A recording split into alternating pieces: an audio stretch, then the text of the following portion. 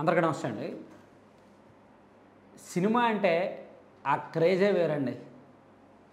ఎన్ని social media పేజీలున్నా, ఎన్ని digital media పేజీలున్నా, ఎన్ని సొంత మీడియా డప్పు కొట్టే సొంత మీడియా సంస్థలున్నా, సినిమాల్లో వచ్చే ఒక డైలాగ్ కానీ, ఒక పాట కానీ, ఒక చిన్న గ్లింప్స్ కానీ అది చూపే ప్రభావం విపరీతంగా ఉంటుంది.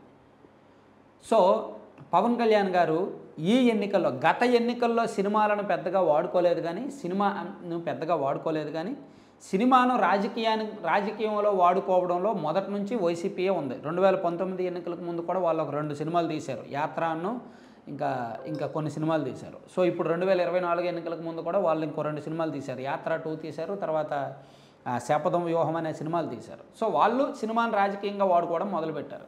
సో సేమ్ టీడీపీ కూడా రాజధాని ఫైల్స్ అని, అలాగే ఇప్పుడు వివేకానంద రెడ్డి గారి బయోపిక్ టీడీపీ కూడా వాడుకుంది.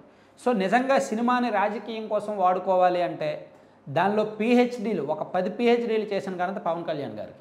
ఎందుకంటే ఆయనకి సినిమాలు తెలుసు, రాజకీయము తెలుసు. సినిమాల్లో కూడా విపరీతంగా క్రేజ్ ఉంది, రాజకీయాల్లో క్రేజ్ ఉంది. సో ఆయన కూడా సినిమాలను రాజకీయంగా వాడుకోవాలంటే మించిన వాళ్ళు ఉండరు.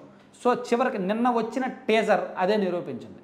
ఒక్క టీజర్ జస్ట్ 1 నిమిషం పాటు, 1 నిమిషం 6 సెకండ్లు ఉందనుకుంటా టీజర్, దానిలో వచ్చిన ఒక 2 డైలాగులు చాలు ఇప్పుడు రాష్ట్రం మొత్తం రాష్ట్ర రాజకీయాన్ని కుదిపేస్తున్నాయి. 2 డైలాగులు ఒక రకమైన క్రేజ్ తీసుకొచ్చాయి.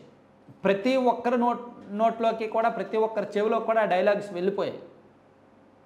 ఆయన జనసేన పార్టీ సింబల్ని వైసీపీ వాళ్ళ మాటికి హీనంగా చూస్తారు, గాజు గ్లాస్ని. సో దాన్ని ఉద్దేశించి గ్లాస్ పగిలే కొద్దీ పదునెక్కుద్ది అనే డైలాగ్ కావచ్చు.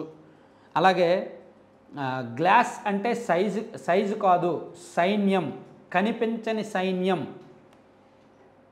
అని పవన్ కళ్యాణ్ గారు చివరిలో చెప్పిన ఒక డైలాగ్ కావచ్చు. ఇవన్నీ కూడా ఇప్పుడు బాగా మాస్ కనెక్ట్ అయ్యాయి. పవన్ కళ్యాణ్ గారి ఫ్యాన్స్తో పాటు విపరీతంగా అన్ని వర్గాలకు కనెక్ట్ అవుతున్నాయి. అదే సందర్భంలో ఇక్కడ మరో రాజకీయ అంశం కూడా ఉంది. ఆ టీజర్లో ఆయన కొంతమంది బ్రాహ్మణులను కాపాడుతున్నట్టు రౌడీలను కొడుతున్న సీన్స్ ఉన్నాయి. అక్కడ బ్రాహ్మణులను కాపాడుతున్నారు, రౌడీలను కొడుతున్నారు అనమాట. సో బ్రాహ్మణుల్ని ఎందుకు తీసుకొచ్చారు, ఈ కాపాడడం ఇదంతా చూసుకుంటే పిఠాపురం స్థానిక అక్కడ బ్రాహ్మణ్స్ ఎక్కువ ఉంటారులే, పిఠాపురం నియోజకవర్గంలో కాపులు బ్రాహ్మణ్స్ ఉంటారు. సో అందుకని దానికి తగ్గట్టు అక్కడ ఆ వాతావరణాన్ని కల్పించేలాగా, అక్కడ రాజకీయంగా ఉపయోగపడేలాగా ఆ సీన్ పెట్టి ఉంటారనేది ఒక అంచనా.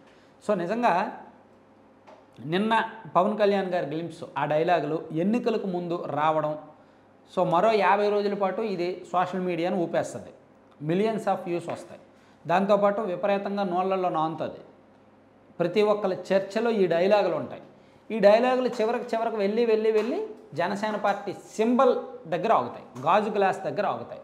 సో గాజు గ్లాస్ని ప్రమోట్ చేయడానికి, తన పార్టీ సింబల్ని తను ప్రమోట్ చేయడానికి ఈ సినిమాను బాగా చక్కగా వాడుకున్నారనమాట. చాలా గట్టిగా పేలింది, మామూలుగా కాదు, చాలా స్ట్రాంగ్గా పేలింది. వైఎస్ఆర్ కాంగ్రెస్ పార్టీ దగ్గర కౌంటర్ లేదు.